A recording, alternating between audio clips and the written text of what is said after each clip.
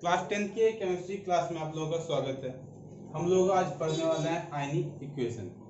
अब सबसे पहले आयन होता क्या है ये जान लेते हैं। तो हम लोगों ने पहले ही जान लिया था जो हमारे जो भी यूनिवर्स में जो भी चीज़ें हैं वो एलिमेंट से मिलकर बनी हुई है।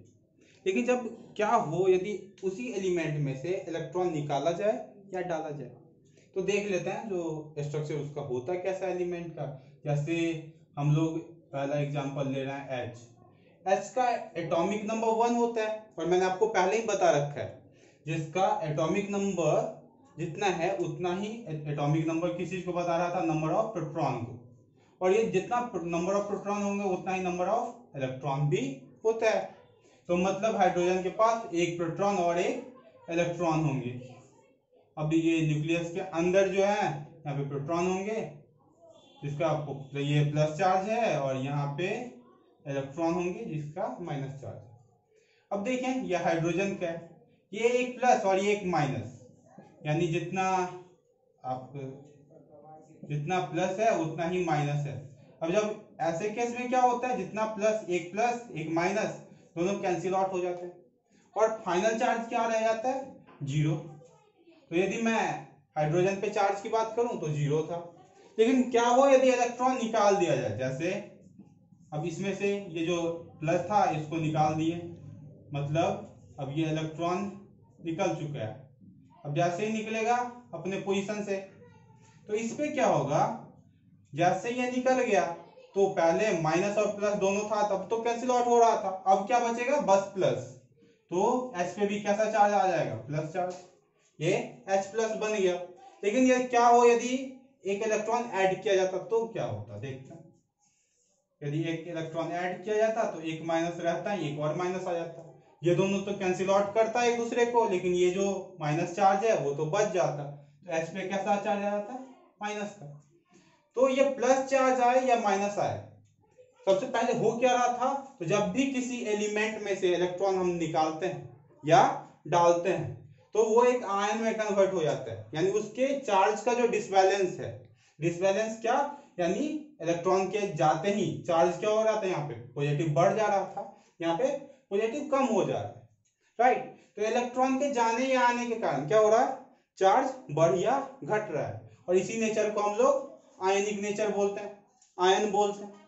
जब ये इस पे कोई चार्ज आ गया, यानी एलिमेंट पे जब चार्ज आता है तो उसी को क्या बोलते हैं, आयन बोलते हैं।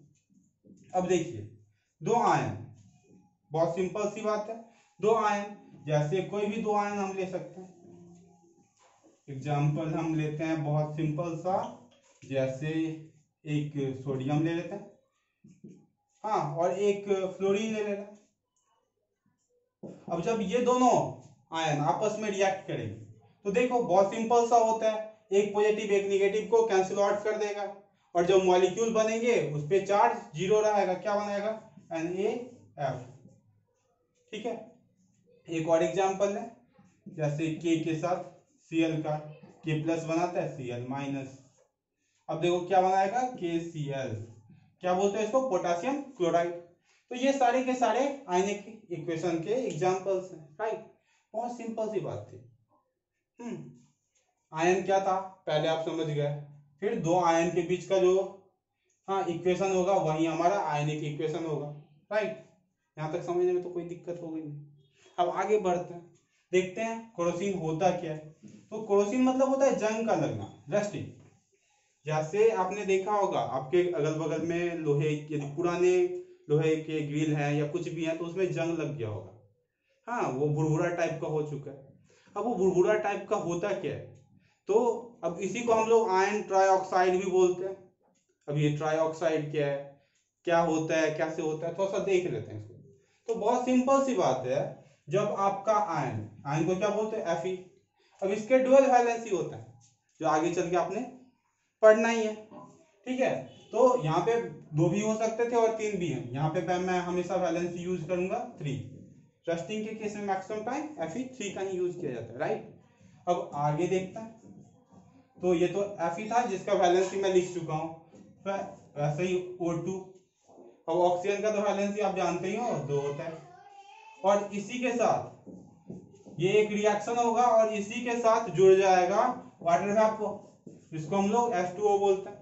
लेकिन इस H2O को थोड़ा सा यूनिक बनाते हैं, यहाँ पे 2x H2O लिख देते हैं, यानी ये कितना नंबर में है ये हमें सही से नहीं पता है।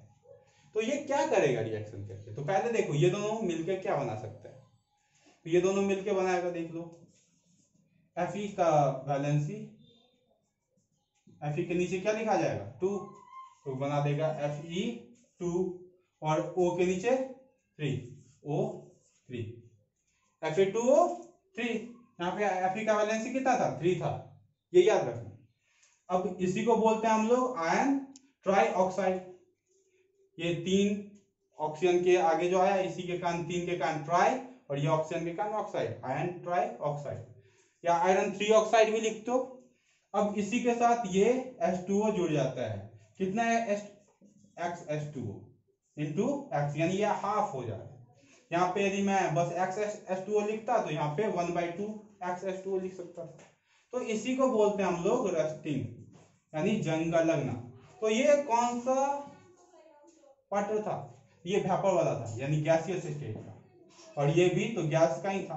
तो यदि आयन को गैस मिले, कौन कौन सा गैस, वाटर का गैस यानी वाटर वेपर मिले, और साथ में ऑक्सीजन मिले, तो ये क्या करता है, एक रिएक्शन कर लेता है। हाँ, साथ में एक और चीज की जो होनी जरूरत है, क्या, सनलाइट। सनलाइट के प्रेजेंस में ये रेशियो काफी ज्यादा बढ़ जाता है, ये जो ब्रेक हो रहा है वाटर वो ज्यादा होने लगता है सनलाइट के प्रेजेंस में, और ये रिएक्शन भी तेज हो जाएंगे, यानी रस्टिंग थोड़ा सा जल्दी होगा।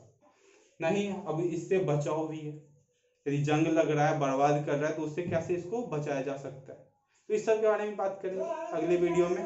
आज के लिए बस इतना ही।